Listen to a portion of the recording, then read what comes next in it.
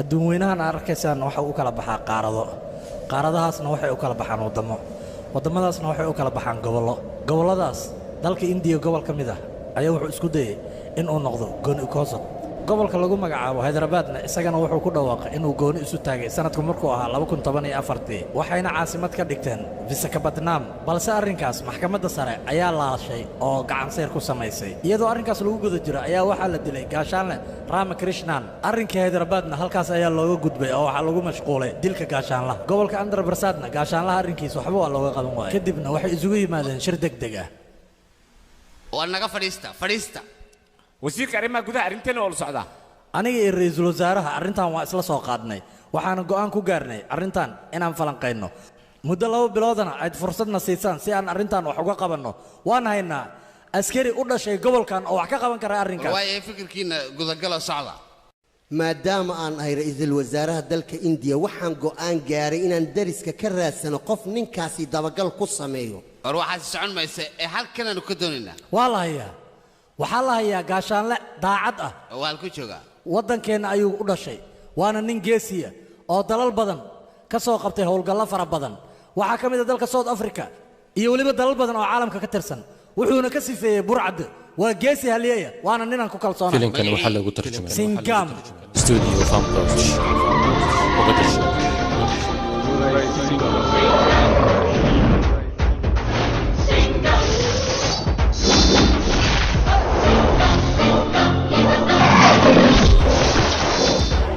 adiga libaax sidiisa waxaad ka daawatay TV-ga ama isagoo sawir joornaalada ayaad ku aragtay ama waxaad ku aragtay isagoo shabaq ku jira oo dadka ay daawanayaan laakiinse weligaa dhab ahaan uma aadan arkin awoodiisana ma aadan arkin sidoo uu dagaalamayn ma aadan arkin laakiinse maanta anaa ku tusaayo sidoo uu dagaalamayo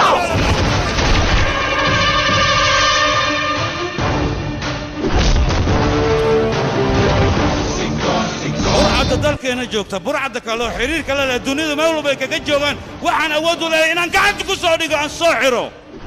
waxay doonaan ha ahaadaan aniga awooddaasaan leeyahay Indian Ocean ku haysta baahi iska jir burcad war Indian Ocean ay sheegay buurta ugu weyn dunida Himalaya haddii aad ku shaxataa waxaan balan qaaday meel walba aad joogto dunida aad kaga nooshahay inaan gacanta kugu soo dhigo weliga xabsiga India aan ku soo dhex dhigo adigoo dameer ka foolxun ay dhali baad tahay labiskana waxaan u xirtay burcad inaan waddanka ka safeeyo war haddii ay caanka tahay waa inaynu doonano ninka waddankeena ka soo baxay sababta South Africa oo kaliya maahan gaashaanlahan waxa uu ka soo howlgalay dalka lagu magacaabo Peru waxaana huba gobolka Figaas haddii loo diro in uu soo qaban doono gaashaanlaha cid dishay gobolkaasna uu xasilin ka dhalin doono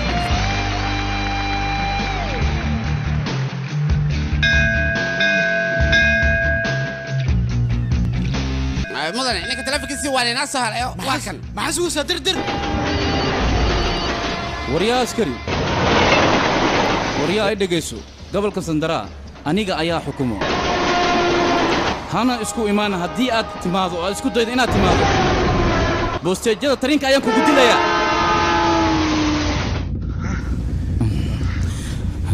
muxuu kuyidhi sheeg ninkaas aniga digniin ayaan siiyey hana isku imaan ayaan ka yiri waddanka hadduu aanu hadhin soo maha taasaan ugu tagaa basashada inageeya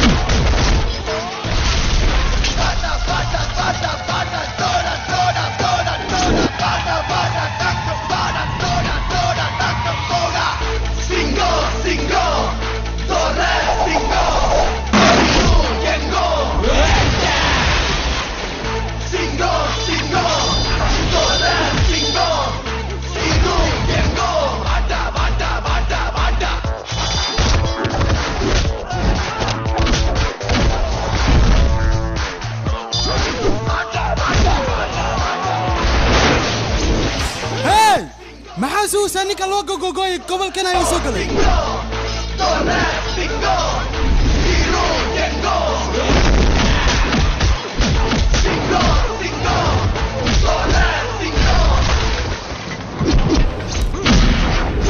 ما تلاش معي aniga hindi ayaan nahay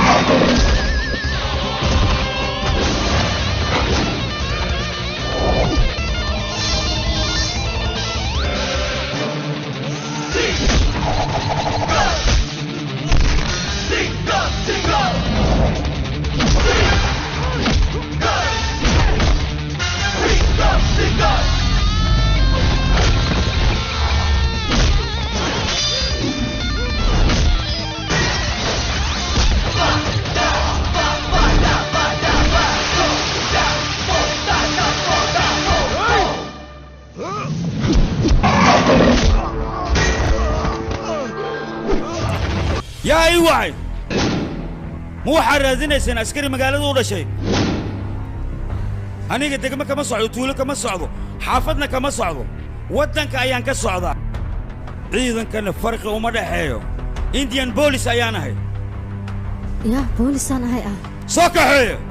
ان مدني وان كبريا وقتي كذا ما كان صحيح ولي السلامة ايه صحيح او كليه نقرا على النقطة مدن فضلا وان كبريا وضض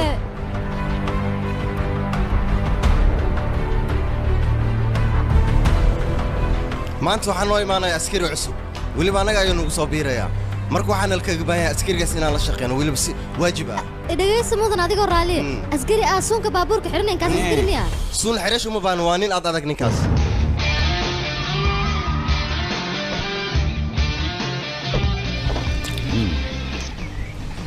waan ku salaamo mudane yaa ahayd magacayga diifiye ayaa la dhahaa gabadhii maalinka bastaajada tarinka aad ku kulmayseen waa saxiixa ku weydiisanayso ka soo tagtay waxaad iila eg tahay qof jawi degan ku nool adiga maxaa qabataa aniga boolisaan rabaa hadda inaan noqdo mudane waan ku rajo weynahay boolis ayaan isku diyaarinayaa nasir allah muhiim maaha mar dhowna anigoo boolis ayaad arkaysaa mudane saxiixaaga caadi maahan waa la dhacaa aniga gabdhaha saldhig inay yimaadaan looma baahno dhib ma lahan guriga ayaan ku kulmi karnaa gabdhaha guuxooda ka hormaraya ma jecli kaale waas afgaranaynaa mudana ila kulan siino taliya waxaa maqlaaday nin adag inaad tahay weliba taas waxaaba sii dhay 12 qof ku soo weerartay isbitaalkana u dirtay nin adiga khatar ah yaa ku sheeg adiga sidee isku ogaatay ni sheeg kartaa taas ma lisweydiyay taas waxa mar hore ogaa inay ku soo weeraraan dadkaas kale maya taliya wax waay adiga nin adag tahay nin waajibkiisa gudanaya tahay marka dad noocaas oo kale inaad ka adagtaa waa ogaa aniga waxa soo kale iska ilo laakiin anaga waa report gareynay ما هاو بعد هي الله عذو جنان مدنا مدنا اسمع كنيستاني واي هاي تليه فالكم واسكري هور لو دلي فالكيس igu soo wareeja anaa falkiisa galay laakiin maanta ayaan shaqada soo galay labadoo bil aan nasto kadib anaa ka howlgalay taliye waxaan ahay isbitoora jubbe waxaan amran lagu siiyay adiga inaan kula shaqeyn oo hadda diyaar ma waxaad tihiin sida caday inaad ila shaqaystaan aniga taliye haddaba shaqadiin waxay noqonaysaa feelashaan oo dhan inaad iga hagaajisaan warbixin walba oo ku qoran laptop inaad ku shubtaan ciidanka booliska warbixintooda idil waa inaad ii soo gudbisaan tareenka intaan saarnaana nin magaciisu yahay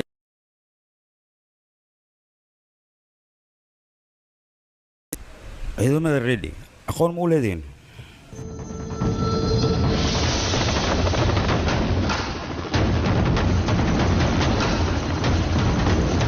aflaamta hindiga maraykanka kartoonada iyo weliba musalsalada oo afkaaga oo ku tarjumaan waxaad daawan kartaa ninkan aa ujeedaan magaciisa waxaa la yidhahdaa ready waa ganacsado weyn howlihiisana waxay u kala baxaan mid sharciya iyo mid sharci darro ah wuxuuna gacansaar la leeyahay wasiirka duulimaadka hawada cirka iyo dhulka ninkan amar la'aantiisa dekedda waxna kama bixi karaan waxna kama soo geli karaan ciddii howlihiisa uu u bogi waayana isla mar ahaantaas ayuu baabi'iyaha waa uu dhammeeyaa ninkaan nin caadiya maaha labadiinnan dabaalo maxaa idinku kalifay